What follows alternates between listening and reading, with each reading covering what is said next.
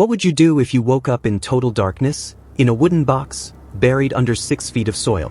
Your screams echoing back at you, your oxygen running out? Well, that's exactly what happened to 19-year-old Tina Marconi when what should have been a casual date turned into a fight for survival that defies belief. What's up, justice seekers? Welcome back to The Last Shift, where we dig into the cases that'll keep you up at night. Today, we're uncovering the story of a woman who literally had to dig her way back to life. Tina Marconi, 19, was your typical college sophomore in Asheville, North Carolina, a psychology major with a part-time job at the campus coffee shop and a talent for playing the cello. Her friends described her as the reliable one who always texted when she got home safe. Then there was Darren Walsh, 23, a local mechanic with a spotless record and, as everyone kept saying, the nicest smile you've ever seen. He was known for restoring vintage motorcycles and volunteering at the animal shelter on weekends. Their paths crossed at the Blue Ridge Music Festival in the summer of 2015, where they exchanged numbers and arranged to meet up for what should have been a casual first date. The date was set for June 12th in Oak Ridge, a sleepy suburb just outside Asheville, known for its hiking trails and that one diner that still served milkshakes in metal containers. As Tina told her roommate before leaving, "If this doesn't work out, at least I'll get a good shake out of it." Little did she know she wouldn't be coming home that night, or the next, or the next. On Friday, June 12th, at approximately 7:15 p.m., security cameras captured Tina meeting Darren outside the Pinewood Diner. According to witnesses, the two seemed to be hitting it off, laughing over their meals until around 9 p.m. That's when things get weird.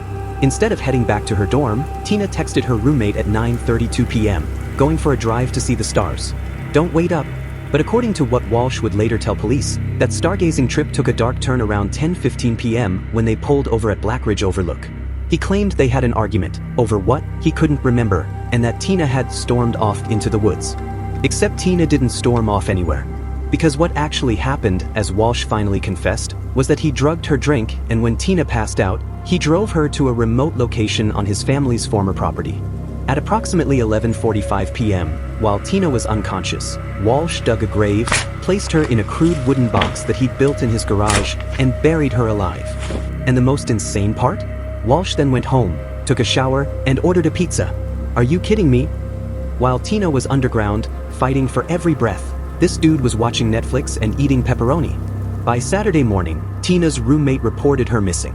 The police initially treated it as a typical college kid staying out late case, until they found her phone abandoned at the Overlook. When questioned, Walsh played the concerned date, even joining search parties and giving tearful interviews to local news. "I just hope she's okay, man. I don't know what I'd do if..." What a performance!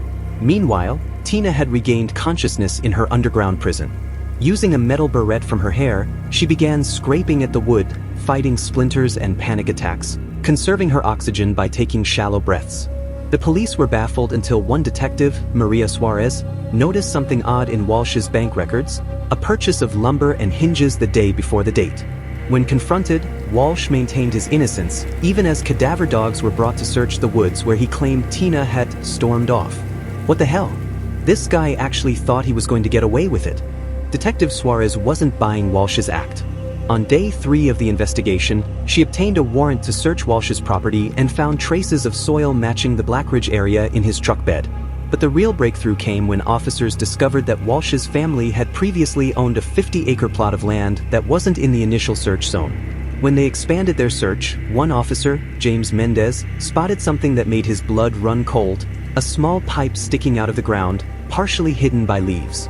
What they didn't know was that Tina, in an act of incredible survival instinct, had found a metal pipe in the box, likely intended as some sick form of extended torture by Walsh, and had managed to create a small air passage to the surface. By day 6, Walsh finally cracked under interrogation and confessed to burying Tina, but insisted she must be dead by now. Lead Detective Suarez refused to give up, organizing the largest ground search in county history, with over 200 volunteers combing the area. And then, on day 8, a miracle happened. A search volunteer heard a faint tapping sound coming from beneath the earth. Within minutes, dozens of people were digging frantically with their bare hands until they reached the box and found Tina, dehydrated, injured, but alive.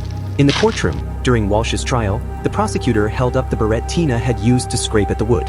"This," she said, holding it up to the jury, "is what determination looks like. This small piece of metal was the difference between life and death." Walsh's defense tried to claim temporary insanity, but that argument fell apart when the prosecution revealed the careful planning involved: the box construction, the remote location, the pipe for air that showed he wanted to prolong her suffering. The jury deliberated for just 2 hours before finding Walsh guilty on all counts.